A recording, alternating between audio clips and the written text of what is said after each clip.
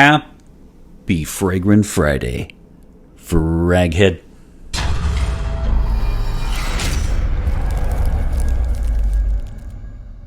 Hey everybody, this is Ben here at That Cologne Guy, coming at you with a very special review. How are you doing? I hope you are doing well, my friends. Happy Fragrant Friday to you.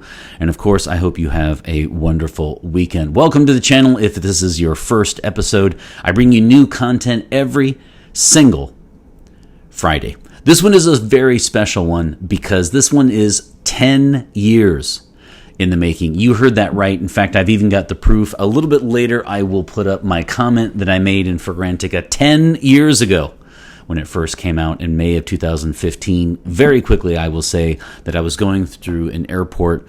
I was in Vienna, Austria, and I was coming back from Europe, and I smelled it at the duty free. I really enjoyed it, and I thought, you guys know me well. I'm not a spontaneous buyer, so I thought I'm gonna wait, but I really like it, and when I get back to the States, I will get me some. Only to find out that, of course, it was a limited edition release only at duty frees. I don't even know if it made it to the States. I think it might have been duty free Europe airports, but you can let me know. Either way, I had to wait 10 long years for this bottle, no joke. So a while back, I did an episode asking you and telling you about the bottles that I'm looking for, things that fly under, that are on my radar currently, hard to find, etc., etc. You guys also let me know what you're looking at. I did not include this one because Jerry over at Luxe Gentlemen's Society had just snagged this for me, and I am so appreciative of it because he grabbed it and he knew that this was on my list. And that's why I didn't mention it then, because I knew that it was on its way. And it's here. It's here, my friends. So thank you very much, Jerry, for this. I really do appreciate it. As I said, it's been 10 years in the making, and I will just put it up right now in post. You can check it out. And that will be the comment from a decade ago where I was so happy to say I was going to come back to the States and get this. Had to wait a long time, but I got it. Okay, so let's get down to the nitty-gritty, folks. This is my first Hugo Boss, I think, that I am reviewing, actually, ironically, perhaps. And I do like the original Boss bottle. It is fantastic. We all do. And we all probably had, if you're over 30, you've probably had at least 3 bottles of it at some point in your life. It is a gem. I mean, the original is fantastic. I love it. Boss bottle is amazing at the designer level, and quite frankly, any level. I just love that one. And so let's get down to this one. 2015 release, so May of 2015, and this one is very unique. If nothing else, I'm sorry, but it is interesting. You know how when sometimes people will say, interesting, almost as a way of disapproval. For me personally, it's not that way. I truly mean it when I say that it is an interesting, unforgettable scent. You may not like it, but it's not just your run of the mill. Okay, so for the notes you get on the top, and don't forget, I don't mention every single note. You can do that on Fragrantica. I just mention the ones that I pick out. So you get, at the top you get apple, in the mid you get cinnamon, cloves, and saffron, and in the base you get oud, sandalwood, and cypriol oil. And so for me personally, this one is a clash. If I had to use one word for this fragrance, it would be clash. Not brash, clash. Because you have this kind of American apple pie element to it, just clashing with a Middle Eastern market, right? There's a lot of spices there's saffron, cinnamon, cloves, and I just feel like there's this clash between this, this apple mixed with all these spices, and so the ultimate smell really of this fragrance is like a smoked apple pie. And this is going to sound random. It might be the cypriol oil. But it does have kind of a printer's ink element to it. It does, actually. In fact, for just a fleeting second, it has a little bit of the element of encre noire, which means black ink. And one of my favorite, another very original fragrance, encre noire. And it doesn't smell like it, of course, over time, but just for a fleeting second, you can kind of pick up this printer's ink in the initial blast that I personally, of course, like. I'm a huge fan of this fragrance. It goes without saying. But I wanted to point that out because you might not like that one. The oud here is medicinal. It's not so. There are kind of three types of oud, like the sweet, the medicinal, and then the full-on animalic skunky. I would put this kind of in the middle. It's certainly not like a fresh oud, but it's kind of between medicinal and the very animalic smell. I would put it right in the middle because there is kind of a rubbery element to this that I personally like. You might not, though. So I just want to be very, very clear about the kind of oud that it is. It's not for everyone. It's not full-on animalic, but it's not medicinal either. It's kind of a blend, which I personally like the juxtaposition between the rubbery, raw element mixed with the synthetic apple. I mean, it's not for everybody, but it is for moi. So that would be the notes. Again, this kind of smoked apple pie as you read either a magazine or a newspaper, but something with fresh ink on it. Original, unique, interesting. It's just not run of the mill, and I genuinely appreciate that about this fragrance. You will see comments all over the board, though, because if you don't like, here's the thing about this kind of fragrance. A lot of people do not like what they call the potpourri-like fragrances. You're not going to like this. If you're the kind of person that likes, for men, this kind of out of the shower, ultra clean, shower gel, stay away from this because it's just not going to be what you're looking for. It has a potpourri element to it. Of course, I don't think that, but and that it smells like it. I'm just saying that for some people, it will smell potpourri-like enough that they want to stay far away from it. I am not one of those people. I love the Middle Eastern market fragrances a lot. I love the combination of cinnamon and cloves, and you add saffron and oud, and I'm your man. And so this one is certainly right up my alley. It is a little burnt rubbery, though. I do want to point that out. So that's what it smells like. Smoked apple pie as you peruse a magazine or newspaper that is just recently printed. The kind where like you turn pages and then it's still on your fingertips. You will get that kind of smell here. Okay, so the batch code is 1329, and this is from November 25th, 2021 on the batch code. The bottom of the bottle, you get what you would expect. This only comes in to my knowledge, a 100 milliliter 3.3 ounce. Or 3.4, whichever you want to say, but it's 100 milliliter, and then it has all the information here. Ergonomically, it's outstanding. I love the bottle. I will say I'm not gonna dock it though, a spray, but I will say the atomizer could emit a little bit more.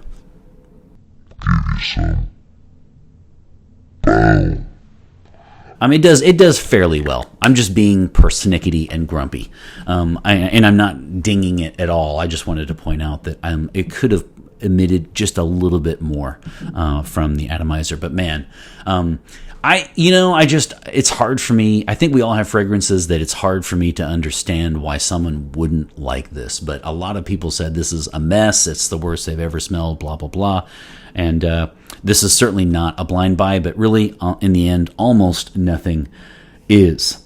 Okay, so let's get down to some of the categories. This one here for me is this is an eau de parfum, by the way. It's an EDP, and it is a little bit disappointing on the projection and longevity in sillage. Just a little bit. It is. I'm not going to say full-on disappointing, but I really thought that it was going to be something that would be 8 to 10 to 12 hours, and this one does struggle to get to the finish line of 8. It's really a 6 to 8 hour on longevity for me personally. And again, I was also not happy with coming in and out of outdoors. If you walk your dog for a half hour and come back, this is the kind of fragrance that might have to be reapplied a little bit later, and I was genuinely surprised by that. So it functions more like an EDT. It does get you to the 8 hour work shift, but it does need a little help to get to the finish line. Now, as far as projection for 1 meter or 3 feet from your body, this will do well for 2 to 5 hours, and then it will start to really settle down. This is one I would say spray away. I mean, it's kind of heavy in the beginning, in the initial blast. It is actually with that rubbery smell to it, but then it goes away, and then the apple kind of rises, and it's quite nice. The sillage, walking past people, leaving a scent trail and having a scent bubble, I think you will do just fine for the first 4 hours. People will notice you, and again, I think it will generate lots of comments, not necessarily compliments, but it will generate lots of comments. So, for those 3 categories, EDP, man, would have just barely making it. Would have liked a little bit more oomph, especially because I am such a huge fan of this fragrance. But hey, over at That Cologne Guy, keeping it real like I always do. Now, for the gender, this is going to be just really, I would say, an 80-20 split. This is for men, and I think when you see it play out in the marketplace with people who wanted it, who have it, who it's their signature scent, they bought it for themselves. It wasn't just a gift. I would say 80-20, 80% will be men and 20% will be women. And yeah, let's go with an 80-20 split. It is clearly a masculine release. And again, as far as the fragrance, would the ladies buy this for their man? Perhaps not, because if they like the real soapy, clean element to their fragrance, you will not get that here. This is something different. Season-wise, this is, of course, a winter-fall. It might struggle for a 365-day-a-year experience. Not for me, but for some. It's definitely a fall, definitely a winter, excuse me. It's definitely a fall, definitely a winter. Sorry. And then it is a nighttime. So I personally would wear this to the office, but if you're worried about that, I would say associate it more with the nighttime. That's what I mean. Here's what I was thinking about a date, though. This is perfect for a romantic night out if you know that she likes it. In other words, for a first date, I would not grab something like this. This is not really safe for a first date. It's not like the Azzaro Chrome type that it's like, oh, it's nice. It's pleasant. This one would be when she really, really likes that fragrance anyway, or that type of fragrance, then you would want to go for that. So just be careful with that when it comes to wearing it out at night. So with regard to the review, my rating system is out of 5. And what am I going to give this? Here's the thing. This is actually a very close call for me, because you guys know I give a bonus spray, so you can get a 6 out of 5 in my rating system. I'm gonna keep this. It's a 4.5, but I don't do half, so I am gonna round up. I am gonna give this a 5 out of 5, and partially I'm admitting it's because I just absolutely love it so much. Okay, it is a close call though, because I'm gonna ding it. I'm gonna say that 2 things. I cannot look you in the eye and tell you that this would be in like 10 years from now, so after 20 years will be an all-time classic. I can't say that. And I concede that fact. That said, though, I do feel that is met with, in opposition, the notion that this is a very interesting clash. It is. I mean, this is kind of like the movie that there's a difference between a movie that you didn't like and it was bad and you just forgot all about it, or one that you didn't care for but it generated a lot of discussion, and there's something to be said about that. That is this fragrance, really, for a lot of you who wouldn't like it. You might not like it, but it is definitely an unforgettable experience, even if it's the negative. And so I do feel like that is met, those two offset. Right, it's not a classic. It's not the eye-popping, oh my God, what are you wearing? Write it down for me. And I get that. It's not for everybody. But it's also met with something that is quite unique. And it's one of the most unique fragrances that I have reviewed in my 8 years of doing this.